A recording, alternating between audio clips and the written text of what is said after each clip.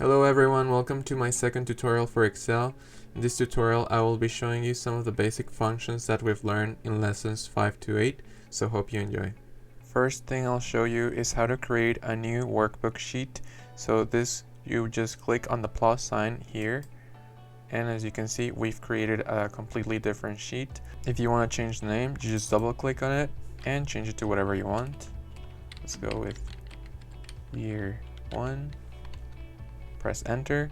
Now let's say you want to look at different parts of your worksheet but just in the same document. What you can do is go to view and click on split cells.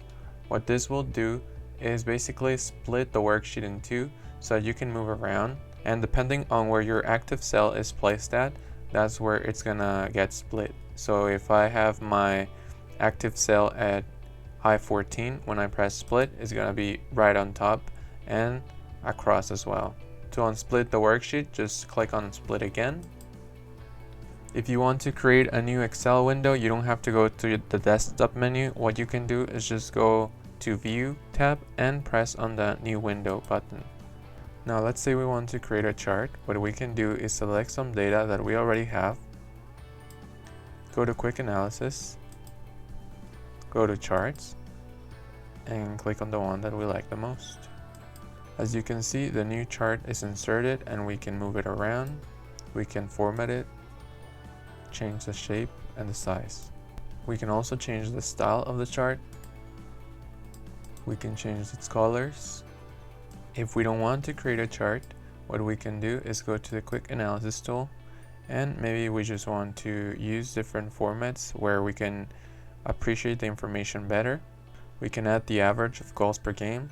We can add the total of goals per game. We can use the spark lines feature to visualize better whether the teams were increasing or decreasing in their performance.